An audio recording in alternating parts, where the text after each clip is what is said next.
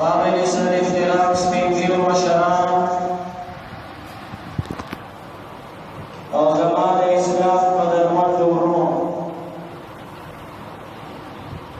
ستاسو دوران میں آقای نامدار امام الانبیاء احمد مجتبی جناب محمد مصطفی صلی اللہ علیہ وآلہ وسلم دا پاک و مبارک و ملغلر و ارشادات نے و حدیث پاک ما تلاوت کو اللہ تعالیٰ نا توفیق وارم چی دا پیغمبری ملغلر صحیح معنی و مضمون ستاسو وقت کی بیان کر بیان نبات تاسو دی اللہ تعالیٰ دما خبر و باندی کوئی دی او قویدون پس اول ما ویون کی توجہ تاسو سفر اویدون کی ای اللہ تعالیٰ دی طول و دور باندی سعید عمل کل توفیق را نصیب کی عزیزان ورون دادا آقای نامدار صلی اللہ علیہ وسلم ارشاد مبارک دے چی دا انسان وخا دا جوڑی گی دا غذانا او غذا دا حاصلی گی دا مالنا نو مال کا حلال وی دا حلال مالنا حاصل غذا حلال وی دا حقی غذانا چکم وخا جوڑی گی دا وخا با حلال وی او حلال وخا دا اللہ تعالی جہنم تنورزی لہذا حلال روزگار والا حلال گھٹی والا دا اللہ تعالی جہنم تنورزی او دا کم مال چه حرام وی دا حرام مال حاصل غذا دا حرام وی دا آغی حرام غذانا چه کم وخا جوڑشی دا حرام وی او حرام وخا دا جنت تدتلو قابل ندا دا حرام وخا دا با اللہ تعالی پا جہنم باندی سوزی ویرکی بے فگلاوی بے ختمی بے دا دیر سخت خبر نبی علیہ السلام فرمائلا دی وجنا حضرات صحابہ کرام اگی برسی لگے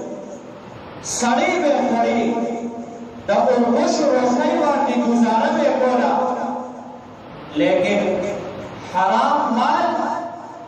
دائی نخورو ذکر چی نبی علیہ السلام فرمائے کل لحم نبت من الحرام فالنار اولا به کما وخا چی دا حرام مالنا دا حرام غذانا جوڑا شوا دا دی زی جہنم دے و دا وخا اللہ تعالیٰ با دوزخ باندی سوزی نو حضرات صحابہ لوگا تیرولا سڑی خوری لیکن دا حرام و تصور قدری ہم نکولو حالانکہ حضرات صحابہ پدیبان میں قادر چے حرامی کھڑے ہوئے ذکر مدینہ منورہ کی دا مسلمانان و دیر لئی طاقتو دیر لئی تعدادو او یہود چے دا دیر کم مقدار دیو او دا یہود دیر مالدار انتہائی مالدار شام روم او یمن سردی کاروبارو کروبتیانو نو صحابو ددی پا مال باندی قبضہ کولشوا ددی پا محلاتو کے اسیدے شو لیکن صحابو نکول زکا چوی تدوار جہان سردار فرمائیلیو کل لحم نبت من الحرام فالنار اولا به چکم وقتا دا حرام و غذا ارسیلا دا وخبا اللہ تعالیٰ پا جہنم باندی پکلاوی نو دی وجہ صحابہ لگی تیرولی دا غزوہ خندق پا موقع باندی دا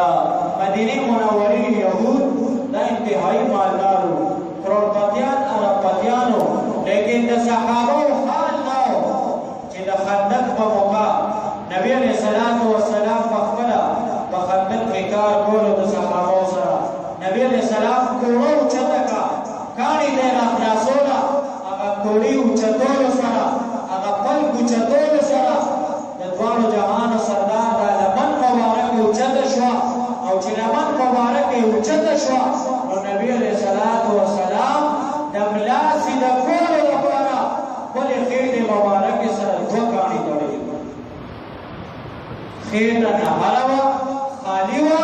نو د ملا د نیغولو لپاره خېټې مبارکې سره یې دوه کاڼي تړلي وو او هر صحابي یو کاڼی خپلې خېټې سره دا تړلی و دا لوږې برداشت کوله ځکه چې دا عارضي لوږه ده دا عارضي تکلیف دی لیکن د یهودو په مال باندې قابض کېدل ځکه ده چې د دواړو جهانو سردار ورته فرمایلي وو چې کل لحم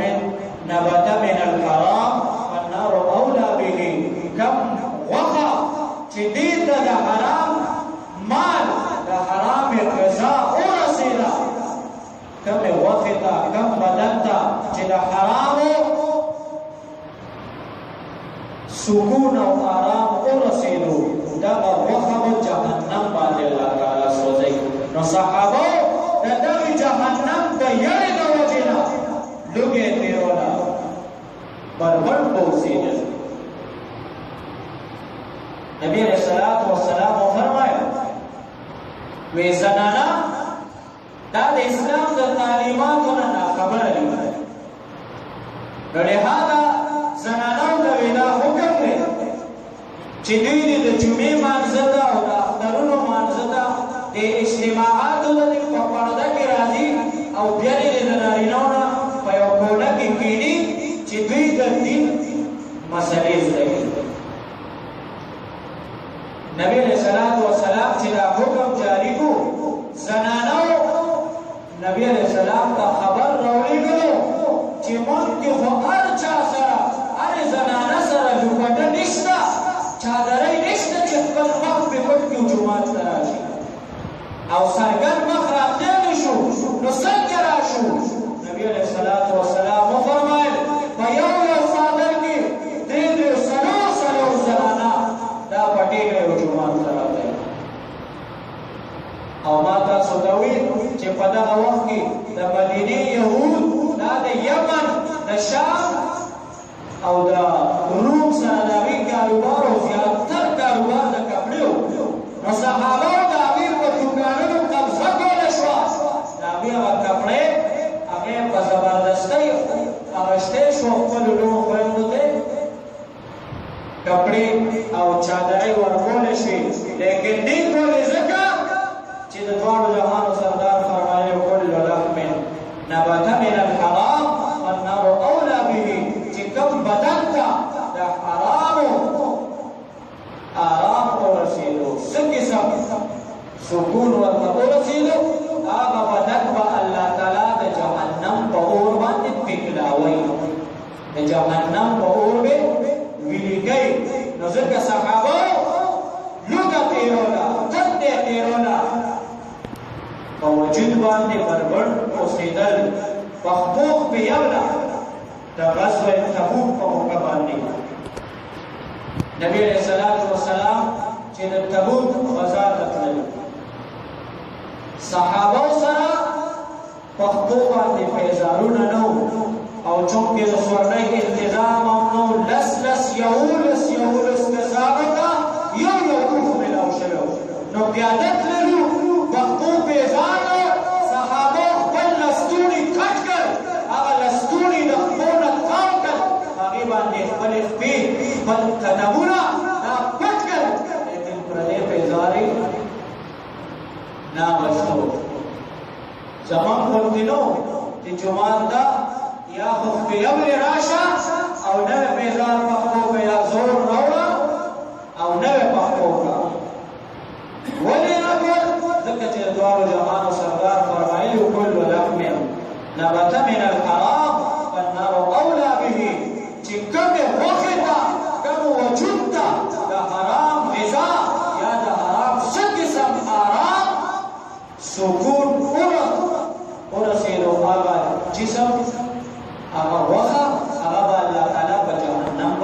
سوځي اور بشو پروټي گزاره کولا لیکن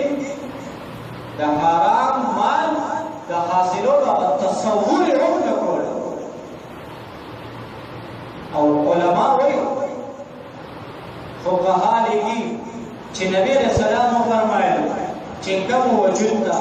کوم وخت دا د حرام مال اذا ورسید دا با الله تعالی په جهنم باندې پیغلاوي په جهنم به ویلګي په جهنم به سوځي دا ځکه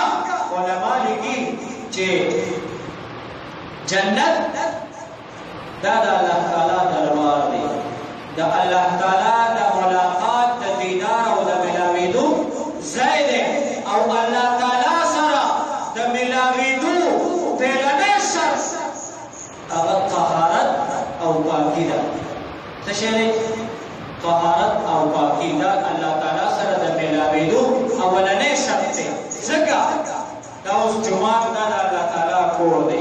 د جمعه د تاسو اوس ټول د الله تعالی په دربار کې حاضرې نو تاسو ته حکم نه دی چې لومبه کپڑا پاک کاو بدن پاک دا حکم دی کنه دی فرض دی دا ولي ځکه ته د الله دربار ته راځي او الله سره د مخامخ کېدو او د ملاویدو لومبنی شرط څه دی طهارت او پاکي ده نو ځکه د دې وجې نه تا ته حکم دی چې کپڑا پاک کا بدن پاک کا نو چونکې جنت دا د الله تعالی دربار دی د الله تعالی د ملاقات د الله تعالی د ملاویدو ځای دی الله تعالی وایي ما سره د ملاویدو اولنی شرط دا دی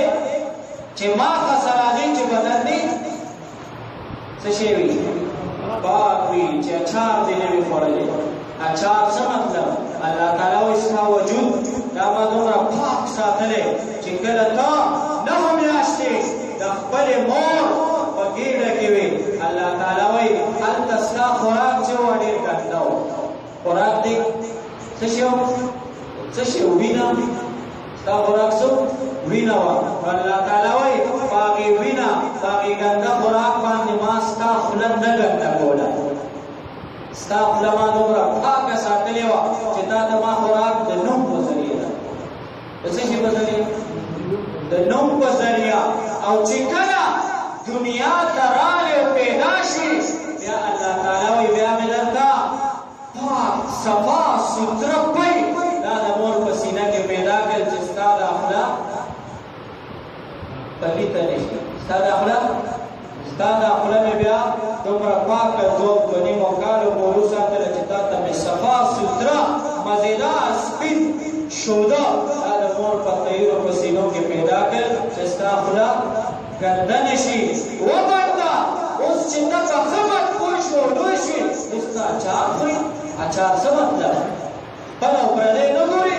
لکه د اوښ په دواړو جامو ژوند کې الله وایي ما دې خوله څومره پاکه ساتلې وه دا ته اوس څه کې د لوري څه خورې د خورې څه خورې د ګاونډي څه خورې اړو پاک نه کې تمیز نه کې لکه د اوښ په دواړو جامو ژوند کې الله تعالی وایي چې زما دربار ته راځي جنت زما دربار دی زما د ملاویدو د ملاقات ځای دی او بنده ما سره د ملاویدو اولنی شرط دا دی پاکیزګي او طهارت پاکي چې بدن دی پاک پجامه دی پاکه وي او انسان چې دی انسان د روح نوم دی او دا جوسه چې ده دا جامه ده الله تعالی وایي چې ما پس راځي چې دا جامه دی دا غوښه دی حرامه ده په حرامو نه وي پاللې چې دا پاکه وي دې کې د لور خور حصه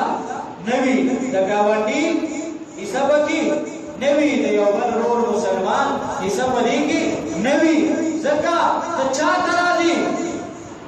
زما دربار ته راځي ما سره ملاوېږي او ما سره خو بنده د ملاوېدو اولنی شرط دا پاکي ده ځکه چې ته دې وړوکي دربار ته راځي نو تا ته دا حکم دی چې بدن دې پاک وي یو مسلمان دا تصور کولی شي چې بغیر اودسه لمونځ وکړي دا تصور نشي کولی ولې د الله دربار ته راځي او د الله دربار ته د راتلو اولنی شرط څه شی دی؟ پاکي ده او جنت دا خو دربار عالیه د الله تعالی عظیم دربار دی او د هغې رتبنې پهلنی ګیټ چې ده قبر دی څه شی دی؟ قبر. نو قبر ته چې ته مړی ور داخلې نو تا ته څه حکم دی چې مړي سره څه چل وکړه؟ ولې غسل ورکړه. څه چل وکړه؟ غسل ورکړه. کومه کپړه چې د ده په وجود باندې ده اگر که دا د 2 منټه مخکې ولې نه ده اغوستې دا کپړه ترې لرې کړه او نوې کپړه ورته ورکړه. نوې کپړه ورته ورکړه په نوې جامه کې کفن ورکړه. ځکه دی ته چېرته لېږي؟ د الله دربار ته لېږي او چې د خدای دربار ته لېږي هلته لومړنی د الله دربار کې د حاضرۍ د مېلاوېدو پهلنی شرط څه شی دی؟ پاکي ده. نو تا ته قبر دی لومړی ګیټ او دروازه ده. نو تا ته هلته حکم دی چې مړی اول غسل ورکړه. چې غسل دې ورکړو